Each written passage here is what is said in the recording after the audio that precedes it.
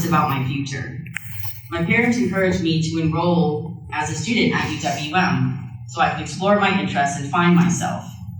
And so I attended university with an undecided major. I was confused, socially awkward, and struggled to find community at UWM.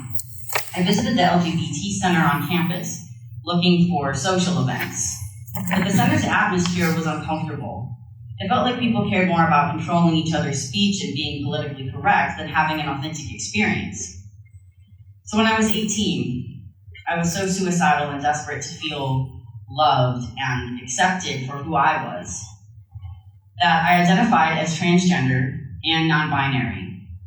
I didn't feel like I could be an eccentric woman the way that I was. I didn't think I would ever love myself. I confided in a female-to-male transgender professor here at UWM about my troubles, and he told me about a clinic where I could get free testosterone. At 19, I went to a gender clinic and told them I was suicidal, and they prescribed me 200 milligrams of testosterone in a 1-hour appointment. I injected 200 milligrams of testosterone every week as a 5'2" female with already elevated testosterone and hormonal imbalances from polycystic ovary syndrome. My mental health severely degenerated, and I entered an impulsive and reckless state of consciousness. My undiagnosed trauma was triggered more and more, and I felt desperate to transition and become my true and whole self.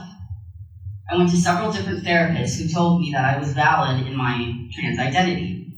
My psychiatrist diagnosed me with gender dysphoria in one appointment. And despite being suicidal, autistic, exhibiting symptoms of trauma, and being only 20 years old, she said that according to the World Professional Association for Transgender Health, WPATH, that I was stable enough to consent to removing my breasts by having a radical double mastectomy. She and my general practitioner wrote letters of recommendation for surgery under the affirmation-only model. And at 20, I had my breasts removed from my body. I thought that it would relieve some of my distress, some of my gender dysphoria, but it didn't. My trauma symptoms only escalated. And at 22, I was finally officially diagnosed with PTSD. At that time, I started to awaken and realize that I had been in a survival state for all of that time. And the desire to transition was due to childhood trauma and the illusionary magical thinking that the gender transition fantasy I had developed to help me survive had hurt me in the long run. I detransitioned at 22, and after 5 years of aimlessly taking liberal arts classes, trying to figure out what I was doing in my life, I decided to take a chance on myself and declared an art major. I was determined to finish my degree and embrace myself as a creative person. And I've been deprogramming ever since. I'm now several years into trauma-informed therapy for complex PTSD, and I've accepted myself with confidence as an artist, a writer, and a speaker. My artist and musician name is Funk God, because I'm a supremely funky and groovy woman. Despite creative abundance in my life, I still experience grief every day, because instead of being able to remove my broken heart, I removed my breasts, my divine femininity. I just wanted to feel safe, loved, and appreciated. But due to the lies of the gender affirmation-only model, I have lost body parts. I'm now 26, and now that my long-term planning and biological desire to have children have kicked in, I'm furious that I was given abusive and unethical mental health care as a traumatized young girl.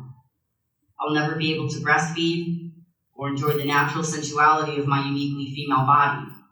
I will always have a disfigured female form because of the lies of gender-affirming care as being life-saving care. Awakening on my own path has led to the realization that thousands of children and parents are being indoctrinated into the same lies. With various forces in government, technology, academia, and medicine are profiting from citizens believing that body modifications are healthy, compassionate, and progressive. Our intuition that we are being told to suppress deep down knows that it's not. This is why I speak out about this. For the sake of my inner child, and for every Ruby kid out there who needs protection from insecurity, illusions, and lies. I use my creative gifts to spread the best thing that an artist can, awareness. So resist manipulation, trust your intuition, and above all, speak the truth. I'm here today on campus where the university, not just this, but in general, universities have a history of political persuasion, right? We have a history of being involved with our kind of youthful energy and truth-telling, dedication to free speech and free expression, freedom of association, all of these principles that all of us here believe in. And what I find most interesting is being here today as a graduate. When I was at UWM, I could have been sitting here with this group of people. I did believe that trans people were being persecuted much the same as Black people were in the past or homosexuals were. I believed all of those things. I was very much part of the queer community online, and I identified as non-binary. I truly believe that having these procedures and taking hormones and using they them pronouns and calling myself agender, I really believed in that. I wouldn't have pursued it on a whim. It took me years of rumination and contemplation and looking at material written by leftist progressives trying to find acceptance, just like everybody.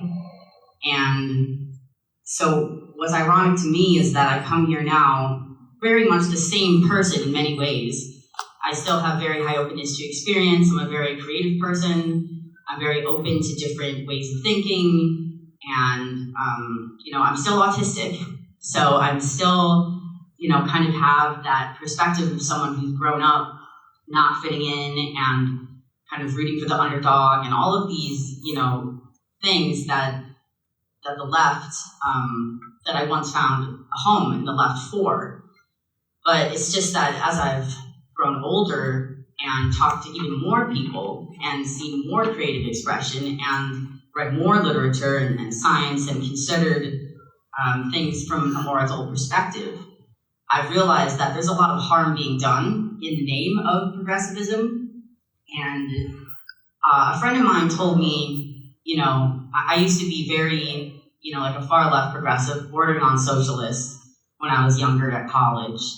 And I've since started to embrace the philosophy of conservatism as a balance and counterbalance to progressivism. And my friend, an older friend, a wise friend, told me, Laura, some things are worth conserving.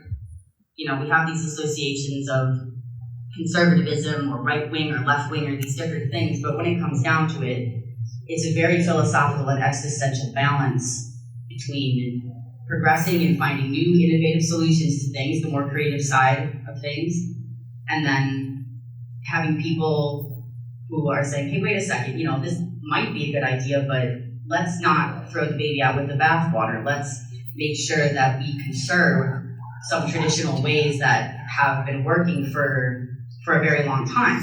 How can we balance these things? And so that's kind of where I'm at. I identify as an politically independent. I might be called conservative on this issue. I do think that we should conserve natural pubertal development, natural brain development, natural sexual functioning, natural hormonal and bone development. And that I think adults should also try to conserve their natural bodily functions as much as possible.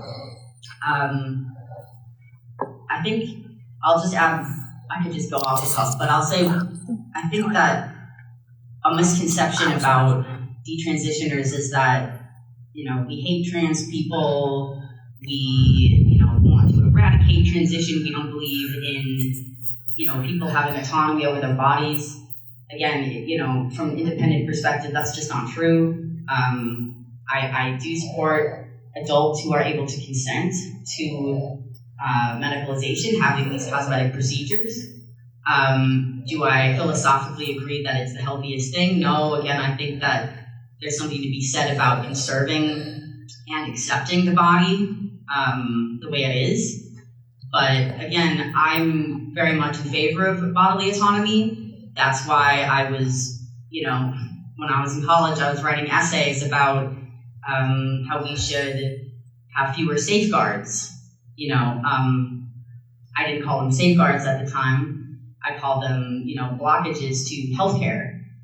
At that time, my understanding was that, trans people deserved healthcare, and the government were trying to interfere with that and not allow, life-saving treatment. Now my perspective is, okay, we have a medical ethic, a precedent, a tradition of medical ethics in this country to first do no harm. And there's a lot of harm being done. It's been done to me, it's been done to numerous friends of mine, and more people are coming out and saying that they were harmed, they didn't receive proper consent forms, they didn't receive awareness about what was going to happen in the long term, they didn't receive other options. And not just in this issue, but in any medical issue, there needs to be a variety of options, and the least invasive option needs to be pursued first, to first do no harm. And so it's, again, another misconception that people like me are against bodily autonomy or, various forms of, treating various forms of distress with gender. Again, that's just not true. I stand here as someone who it's okay, and I can be tolerant of adults who choose to live their lives in certain ways, even if I don't agree with it. I'm not going to people's speeches and holding up cardboard signs that say slogans that have nothing to do with what I'm actually talking about.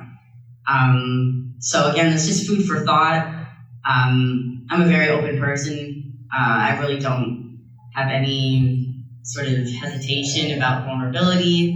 I've done a lot of therapy, and I think you can be healing to speak like this and to listen about these issues. So I guess we can transition then into the Q&A portion. I am willing to answer difficult questions and just try to give my perspective from my study and personal experience the best that I can.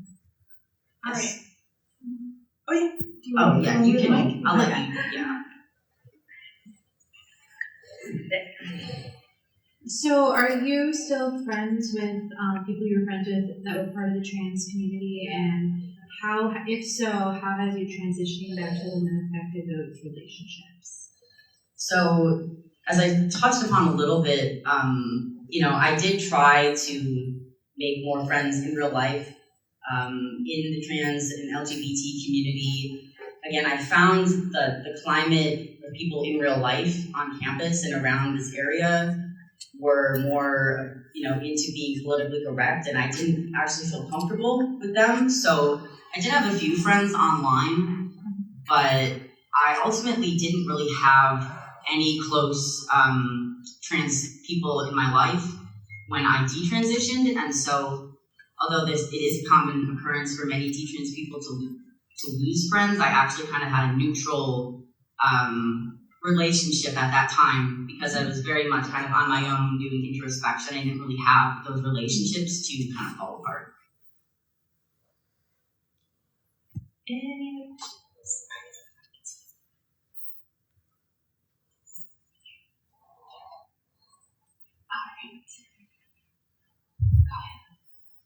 So I have a very close friend of mine.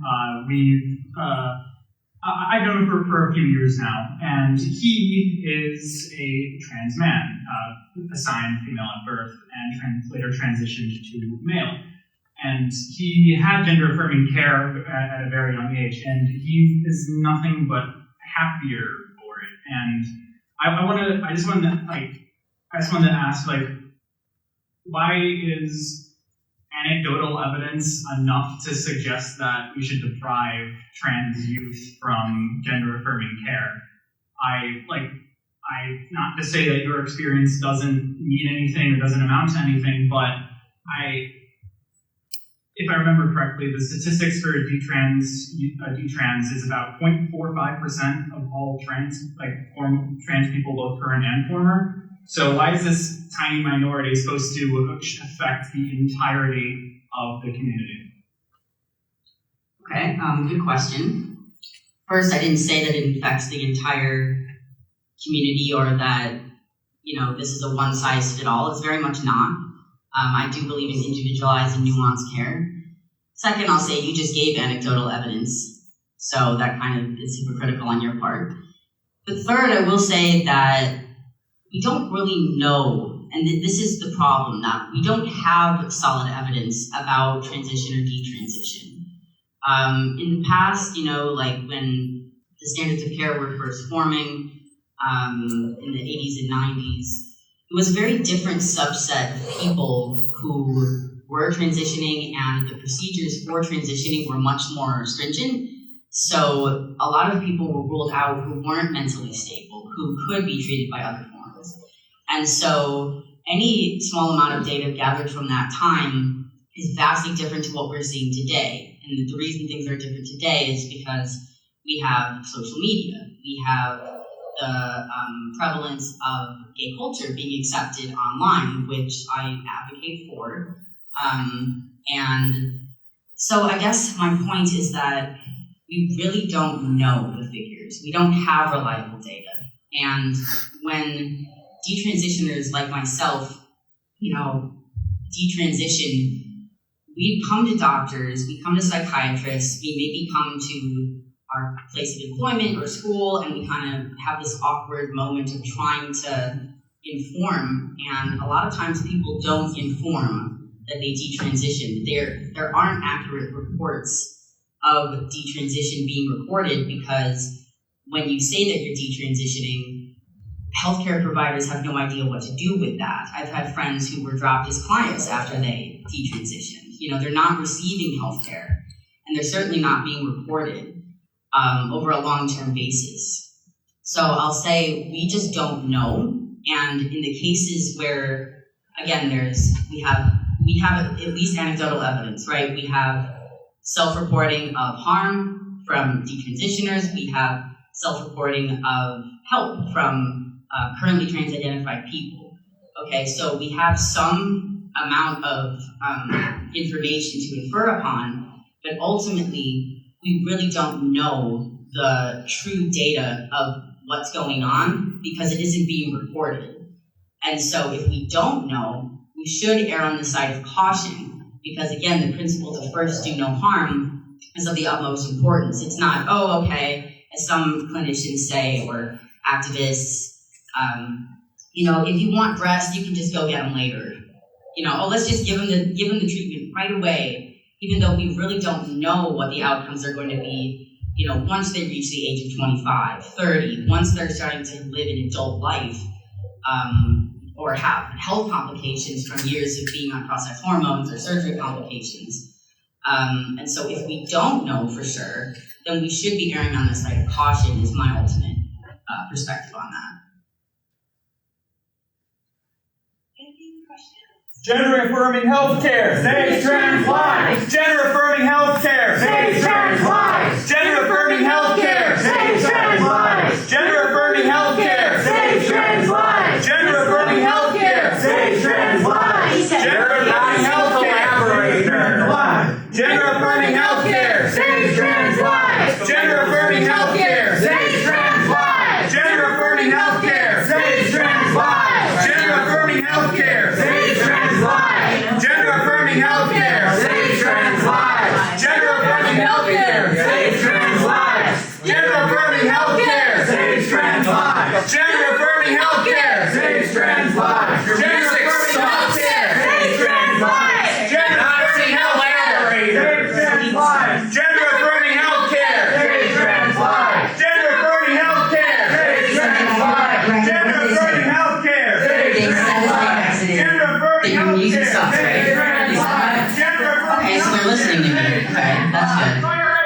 I am on Spotify and YouTube.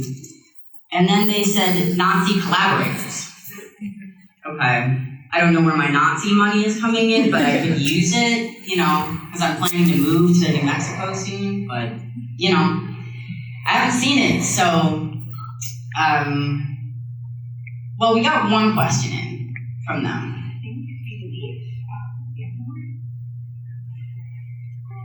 I just wanted to ask, why do you think it is there's so much resistance to just even talking about the issue of gender-affirming care for kids? I know of a young woman who's detransitioning, and she started getting hormones at 14 and felt like, as a young woman now, that she was railroaded into it, and she's sorry that she went that direction. But, she's getting no help from detransitioning, or for detransitioning now. The doctor dropped her, who was her psychiatrist. And so I'm just wondering, why is there so much resistance now? You can't even talk about it without getting, shouted down. Yeah, I mean, it's disappointing and it's frustrating. Just trying to have a civil conversation. This is not the first time. I mean, every single time I've done some kind of event or, been somewhere, there's always a similar type of energy. I think, honestly, the number one reason is emotional immaturity. A lot of the people who are pushing back on this, whether online or in real life, are emotionally volatile, they're immature, they have mental health issues, they're not able to have perspective taking. A lot of them are autistic, and they don't have they haven't practiced the skills to be able to have an adult conversation.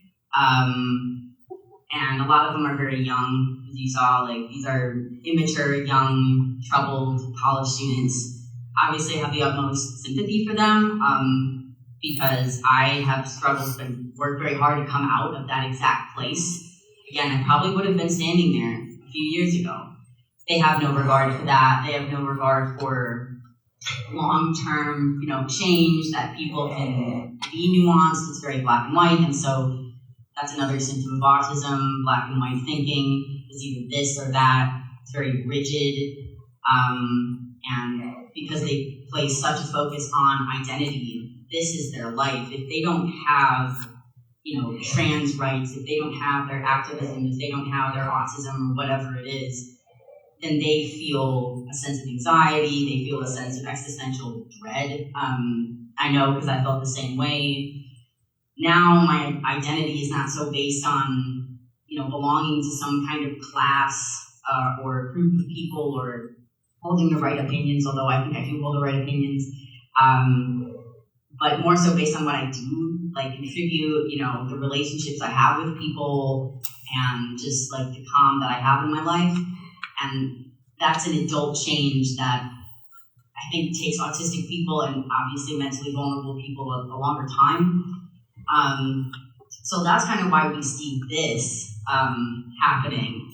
And then in terms of seeing it happening more in, a so-called professional setting, again, there's a lot of money to be made. There's a sunk cost fallacy, when the gay liberation movement was happening and, Democrats were, and primarily, females were advocating for acceptance and tolerance. When that was kind of achieved for the most part in the U.S., suddenly now we have to help the next vulnerable group and the next and the next. And so it's compassionate energy that's misdirected empathy, and people have a sunk cost fallacy because they've invested so much emotional and psychological energy into feeling like, oh, I have this identity as a good and accepting, tolerant person. I'm a Democrat, I'm a progressive, this is my identity, I'm anti-Trump, and just all of these different sort of labels kind of coalesce into someone's sense of safety. Again, it comes back to anxiety, that if they start to question, what they've been a part of, that there's now people coming out saying they've been harmed. The sunk cost fallacy will say, well, I'm this invested already, I'm not going to be able to change my mind. So it's just very existential human stuff. But I will say specifically in this time period, it's coming in academia, it's coming in queer theory and critical theory, to dismantle everything, that everything is rooted around the privilege and the disprivileged, and people are being taught that, and it's then being spread online through college students and trickling into teenagers online and being widespread as throughout Gen Z and millennial generation, and it's a very current thing. So to basically sum it up, it's existential, it's human stubbornness, immaturity, and then this time period of technology where the youth culture is predominant, and older generations, any sort of common sense, are now being sort of suppressed just because the youth are so much louder.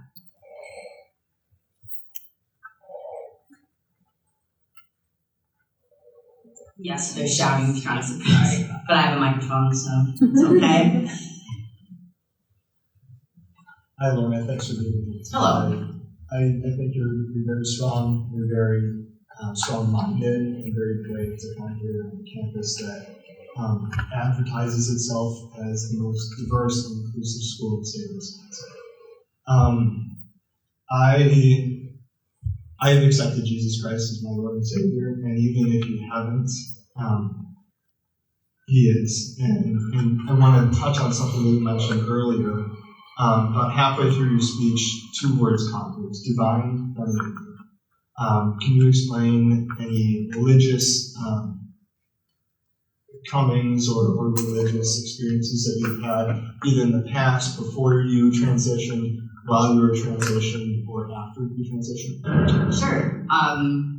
So kind of my religious history, I was raised Catholic, and we, pretty standard, church-going, Sunday school. Around 12, 13, 14, I became an atheist. And then over the years, I've developed a lot more of a philosophical approach to life, and I don't consider myself religious in the sense of being affiliated with an organized religion, but I take teachings and wisdoms from a variety of religions, including Christianity, Buddhism. A lot of these traditions I find value in, and so I do try to kind of take what I can out of the meaning making that I can get from these teachings, even if I don't agree with all of it. In terms of divine femininity, it could be read in a religious sense. I'm not sure if that's a phrase that's in the Bible, I don't know. But in terms of spiritually, divine femininity, divine masculinity is kind of this philosophical, spiritual concept of the yin and the yang, the energy that we need, the feminine energy, archetypally, and the masculine energy. We need the female body, the male body. We need these two energies and forms to coexist and have a unification. And when you're embracing that, when you're accepting yourself, then you can become part of the divine, because you're in a flow state, you're in acceptance of reality, and you're in gratitude for appreciating, the natural gifts. And by divine, again, that you can take that into whatever religious connotation. For me, I view it as just a general sense of deep, profound, intuitive gratitude for being itself, for being alive, the mystery of life, and I feel like my divine femininity was robbed of me in some sense, because I wasn't living in the divine or femininity. I was not accepting my female body. I was not accepting the positive aspects of being a woman or a girl. It's not all perfect. There's downsides to both male and female. I certainly have my complaints about the female body. But I wasn't in that state of accepting myself, and then doctors and clinicians validated that lack of acceptance, and now part of my natural form has been removed and disfigured, and I now feel more in touch with the divine, with meaning, with being, alive and no longer suicidal, and with being a female than I ever have.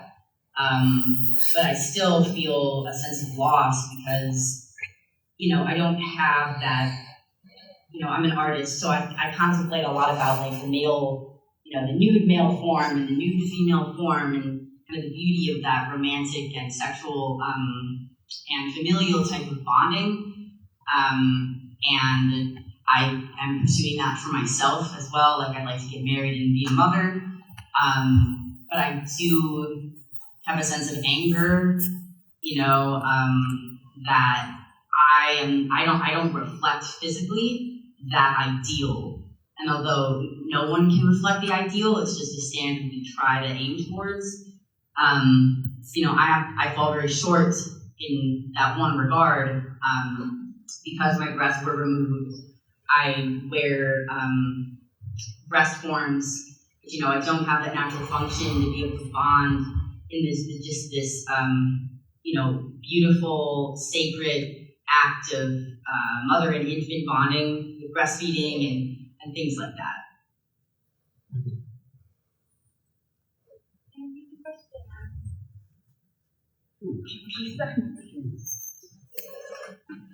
Maybe just to piggyback on this question, I was thinking, as you were growing up, and we all have some troubled experiences as we grow up as young adults and juveniles. Going back to Christianity, because I'm a Christian, father of many daughters, how do you feel the Christian community maybe failed you, or just could have been there for you in a better way? And even today, if you're going to look at, people like yourself who are struggling with, gender dysphoria and are struggling either, should I take that next step or detransition like you are? How can the community, especially the Christian community, in a sense, because, we do believe that God created us just as we are, perfectly in His image, and we support exactly what you're doing, and you are extremely brave in what you're doing, and you have certainly everybody's support here, I'm sure. And so how can the Christian community, both individuals, friends, churches, ministries, how can they support you going further without even, trying to force you to believe everything you believe? I mean, obviously, we have a desire for everyone to be born again, but just how can we be supportive of you, and how did the church fail you during that time of, struggle, and that brought you to where you were, and now it's bringing you back to, where you are now? Well, thank you. I really appreciate that question. I think it's a really topical question, and I think it's really relevant to our broader Western culture. I guess to sort of put it more humorously, I think the church has really bad PR. I think that religion, it didn't evolve with the times in a way that modernist and postmodernist society can relate to. I think what happened was that organized religion, and the church had so much criticism, and it was not balanced out with, the conservative aspect, the conserving of, the positives of it. People just were like, okay, enough of that. And as they became more secular, as they became more affiliated in an individualistic mindset, some people are doing fine with that, and they found meaning, and they still have values or other beliefs. But a lot of people have become nihilistic, because in the place of hope or gratitude or meaning and community, it's you can always have pain. Pain is always going to be real. And I know for me, I did have that nihilistic mindset, like, what matters? Nothing matters. When you're having a lot of negative emotion and trauma in your body and you feel terrible, that's the only thing that's real to you. And so I think that, the church, I think it's dependent on the individual church. The church that I went to, I just never enjoyed the experience. It was very boring to me. It just felt like I couldn't connect with it. And for me, I'm a stubborn-minded person. I really like to be presented with a lot of evidence or a very strong case before I'll change my mind. And I think my parents in general had a philosophy of, you just need to believe this because you just need to believe it, or you just need to do this because it's good to do this. And I would just think deeper and I would say, well, why? It's very philosophical, like, well, why exactly? And I still think why exactly about everything. Now, Jordan Peterson, he's been kind of my gateway to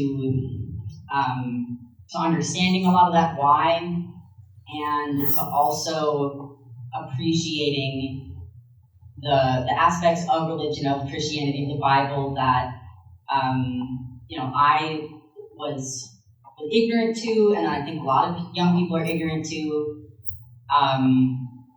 And so I don't think it's any specific fault of the church or anything. It's just a generational situation.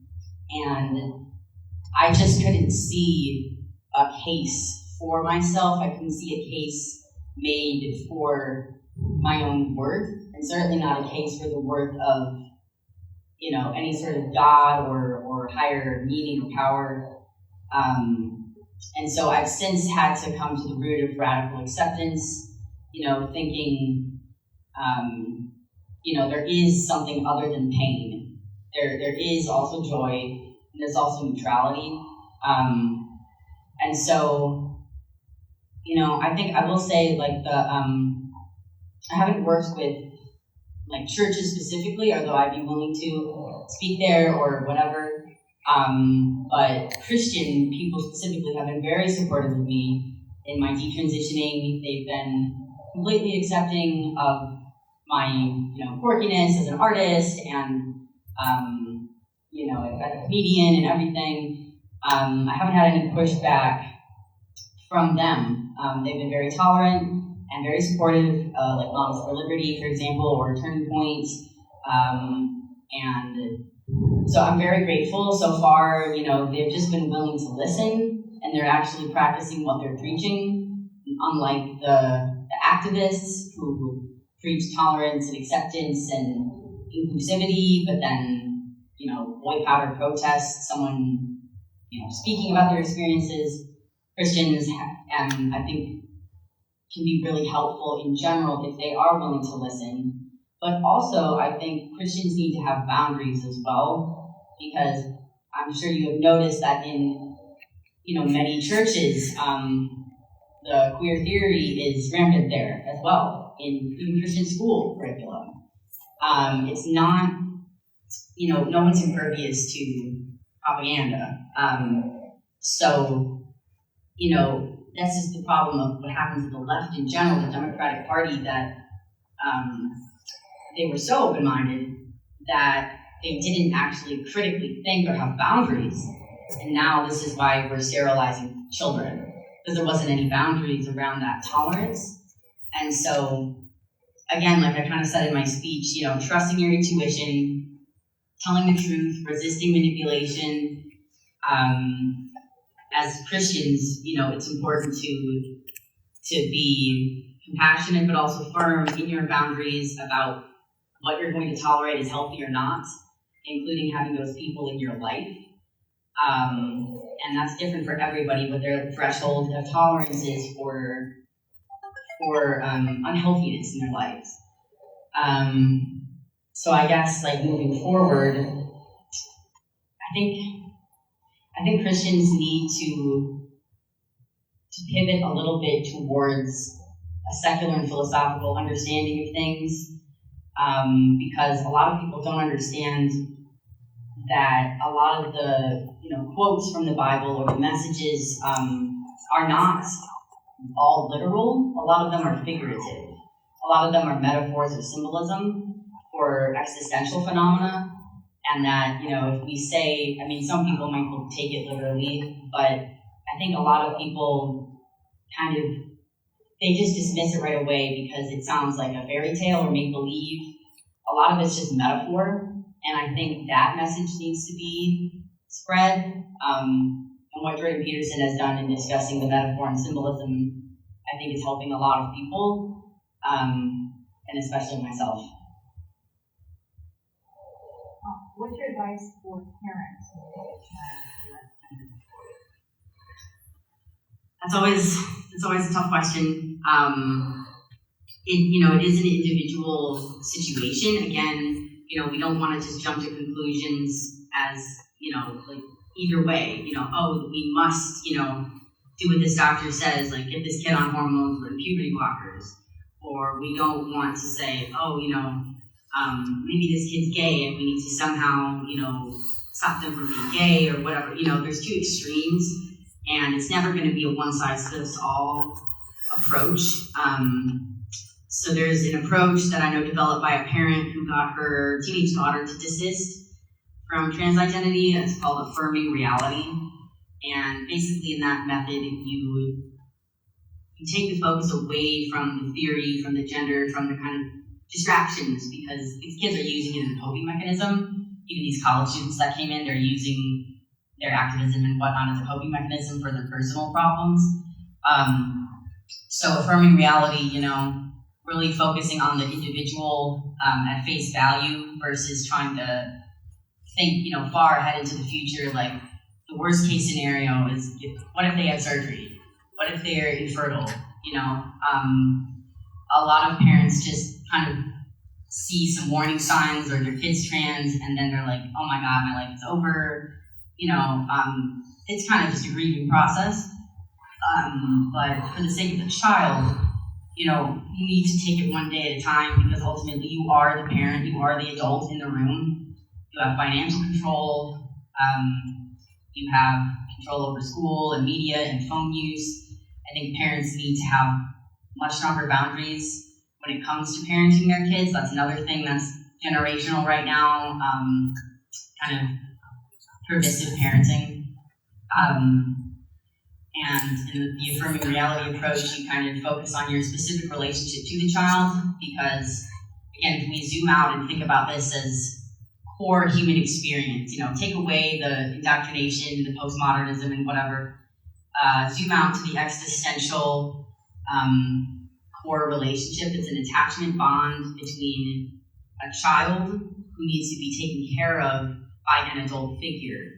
And if they don't feel taken care of or trust that adult figure, enough to be able to have a healthy relationship, they're going to turn to peers. They're going to turn to media. They're going to turn to ideology as a form of God. They're going to turn to that as their idol, and they're going to lose the connection between the parent and child. So just understanding that it's not a personal thing, kind of helping to reduce shame on behalf of the parents for their child's identity or their shortcomings. If you model to a child that you accept your shame, you accept your mistakes, but you also take accountability for yourself, and you also think critically, and you research, and you are open to new information and listening. If you model that to the child, has a more trustworthy sense of you, versus if you're trying to tiptoe around the child's identity, or if you're yelling and screaming at them, which is how my parents reacted to a lot of my difficulties. It just creates a disconnection, and that child is just going to further search for gender ideology and feel vindicated in doing so.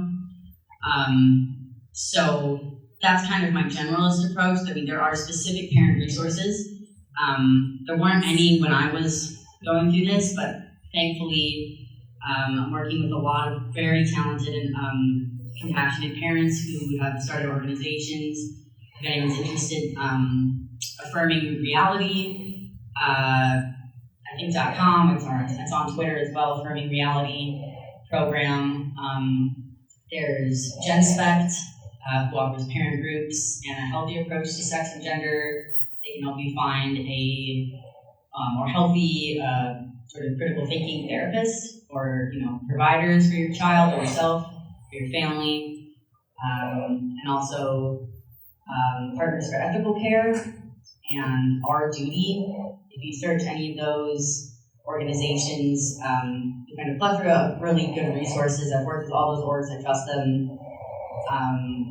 But ultimately, I guess, I always say, and this isn't what anyone ever wants to hear, but I always have to say that, there might be damage, but the damage, if they do get on hormones with surgeries or there is a period of estrangement,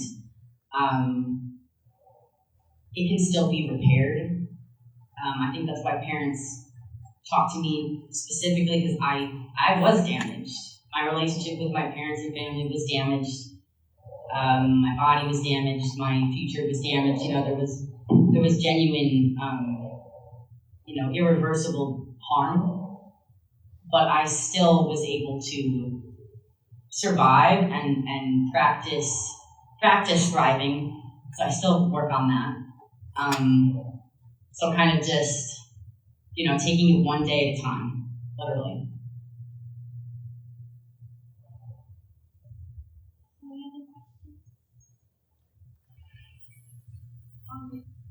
They did leave some lovely notes for you, but one question that they had, isn't it weird to worry about children's genitalia, children's gender? Leave kids alone, can you? And what's your response to that? So that's a common critical thinking, deflating question that is often lobbied at me and others. They'll say, why are you worrying about children's genitals? What I'm concerned about is the health and function of a human being, the health and function of autistic girls like I was who were suicidal. And obviously it's not about any sort of sexuality or any type of grooming or whatever they're trying to insinuate. What's actually a form of grooming is saying, oh yeah, it's fine to just chop off your genitals, because this drag queen did it, or, they don't actually have the well-being of the child. It's just a talking point that has no substance. So yeah, my response to that is, I'm concerned about safeguarding for medical patients and mental health patients, whether they be children, adolescents, or adults. When it comes down to it, we just need to have boundaries and better standards of care for medical treatment for symptoms of gender dysphoria. What were the notes?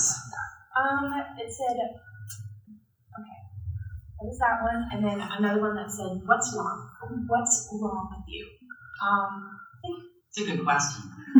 I'm writing a memoir about it.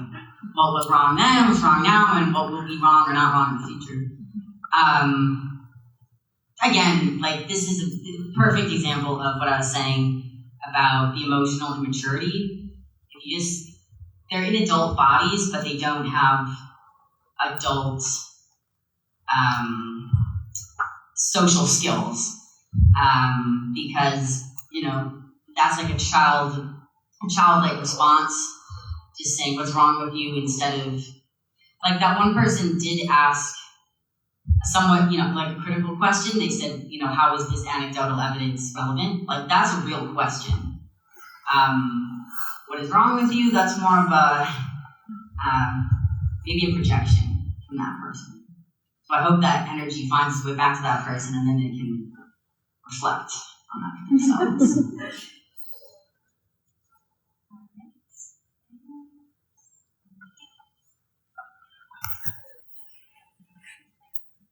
Hi, Lauren. It was really awesome to hear you speak again. I just wanted to ask, because obviously when we meet students like that, we're not really necessarily going to have a whole long conversation with them. They're not ready for that. They're not open to that.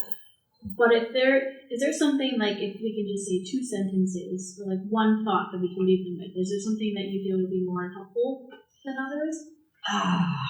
That's a good question. I wish I had an optimal answer. I feel like what I always cut to the chase about is just saying, hey, I once believed all the exact same things. I've seen other evidence, and I've sort of realized that, there is some harm being done and we need better safeguards. That doesn't mean we're taking away, all forms of these treatments, or that you can't be gender non-conforming or gay or whatever it is. It just means that we need to have stronger boundaries. And they don't care. I hope that it plants some seeds, like them coming in and just seeing a person, like an artist, a graduate of UWM, Tech School of Arts, like person just standing up here calmly talking. I hope that plants some kind of seed.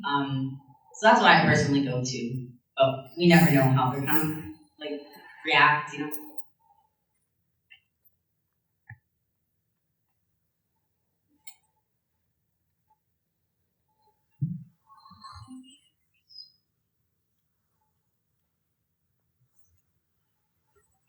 I have one question for you. So I have many friends here on campus that are extreme socialists, extreme liberals, and they don't know that I'm, president of Turning Point here. It's kind of a secret that I'm hiding from them.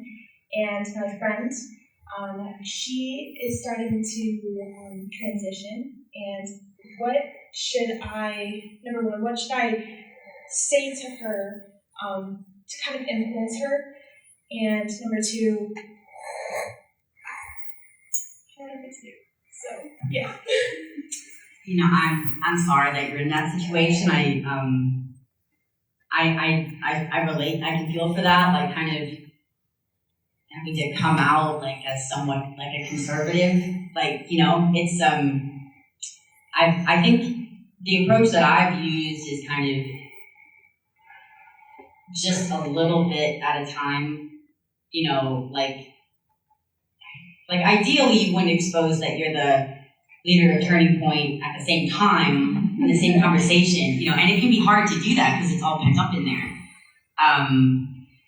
But I kind of just, when I explained it to friends in real life that don't know the history, who don't follow me online, I kind of just say, oh, I'm speaking at this event. They'll say, what's that about? It's not a question. I'll say, oh, it's about medical ethics. They'll be like, oh, that's cool. What medical ethics? And I'll be like, mental health safeguards. I try to play up the mental health aspect of it, kind of use language that they already are on board with. And then I hope that they would have built a rapport with me enough as their friend in general, without anything to do with politics or anything, that they would trust me when I say some maybe surprising information. But you can't always count on that. And I guess my advice is, just slowly, try to make it a little more neutral if you say things. But ultimately, at the end of the day, if you are unable to, if you have to walk on eggshells around people, those people shouldn't be in your life. And you shouldn't be in their lives, because you're on 2 different levels of maturity. And I'm not saying you should, cut that person out, or, but it might be the inevitable outcome that the person feels betrayed and they have cognitive dissonance and they cannot hold 2 opposing thoughts at once, that you're their friend, but also you're conservative. They might, and it's very sad, but in the long run, it's well worth it to lose those friends, because it means that you're no longer having that internal stress and pressure.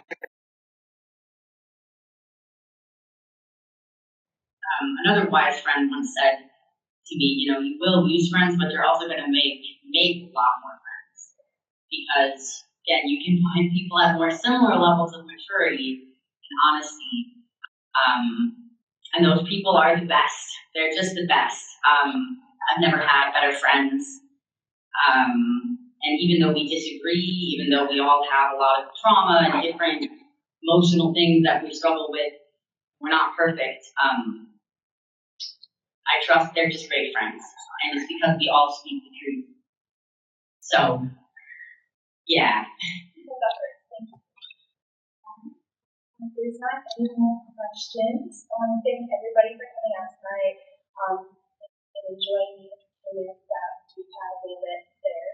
But yeah, thank you guys for coming out. This is our last big event for the semester, and I look forward to hosting more potentially more speakers for next semester. So thank you for being a part of this. And another round of applause for Laura. Thank you.